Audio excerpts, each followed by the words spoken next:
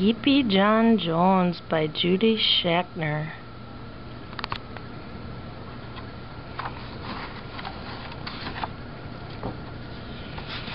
Every morning, Skippyjon Jones woke up with the birds, and this did not please his mother at all.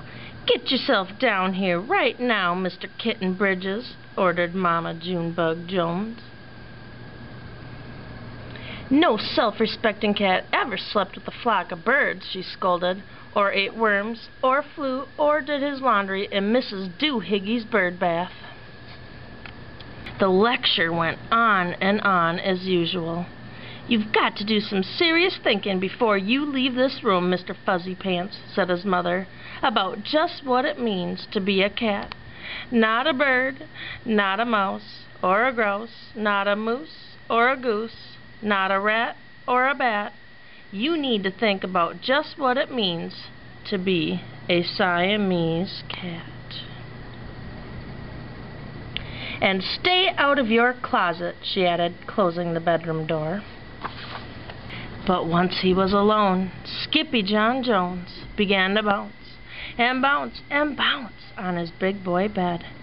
"Oh, I'm Skippyjon Jones, and I bounce on my bed, and once or 6 times I land on my head." On his way down to earth from a gigantic big bounce, Skippyjon Jones shot past his bedroom mirror. "Holy guacamole!" exclaimed Skippyjon Jones. "What was that?" So up he went again, and again it appeared. Then, using his very best Spanish accent, he said, "My ears are too big for my head. My head is too big for my body. I am not a Siamese cat. I am a Chihuahua." Back on land, Skippyjon Jones climbed into his toy box and rifled through some of his old junk. After he put on his mask and sword and climbed into his mouse, Skippyjon Jones began to sing in a muy soft voice. "My name is Skippito Frisquito. I fear not a single bandito. My manners are mellow. I'm sweet like jello. I get the job did, yes indeedo." Back in the kitchen, Jujubee, Jezebel, and Jilly Boo Jones were helping Mama Junebug Jones make lunch. "Can Skippyjon come out of his room now?" asked Jujubee. "No," answered Mama Junebug Jones. "Mr. Fluffernutter is still thinking." In fact, Skippyjon wasn't thinking about being a Siamese cat at all. With a walk into his closet, he took his thoughts down a lonesome desert road far, far away in old Mexico. Not long into his journey, a mysterioso band of Chihuahuas appeared out of the dust. "Ay caramba, who goes there?" cried Skippyjon Jones. "We go by the name of Los Chimichangos," growled Don Diego, the biggest of the small ones. "Who are you?" "I am El Skippito, the great sword fighter," said Skippyjon Jones. Then the smallest of the small ones spoke up. "Why the mosquito, dude?" asked Poquito Tito. "I am incognito," said Skippito. "Do you like rice and beans?" said Pintolito. "See, I love mice and beans," said Skippito. "He might be the dog of our dreams," whispered Rosalita. "Perhaps," said Tia Mia, "if he knows the secret password." Leaning toward Don Diego, El Skippito half sneezed, half spoke the secret password in the Chihuahua's very large ear. "Achoo Pichu!" "Bless you," said Don Diego. "Gracias," said Skippito. "Then it is true," decreed Don Diego. "Yip, yip, yippee! It's the end of Alfred Bozito. Skippito is here. We have nothing to fear. Adios to the bed, Bumblebito." Then all of the Chimichangos went crazy loco. First, they had a fiesta. Then they took a siesta. After walking up, the Chimichangos got down to serious business. Using his paw, Don Diego drew a picture in the sand of the great Bumblebito for Skippito to see. A hush grew over the Chimichangos, so great that one could hear a whisker drop. Alfred Bozito, whispered the crowd. El blimpo bombobito bandito.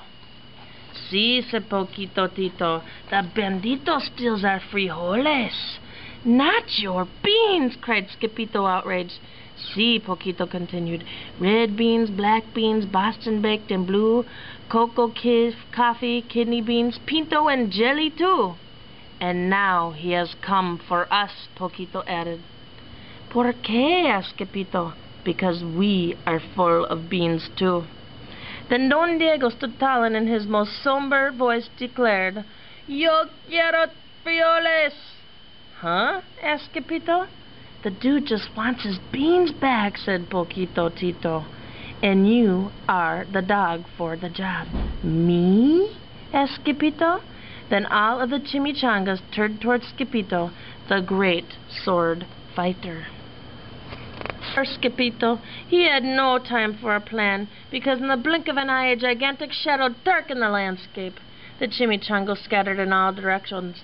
Vamos, Skippito, or else you, the bandito, will eato, they cried. Skippito stood his ground, but his legs shimmied and shook like jello, and his teeth chattered like the castanets.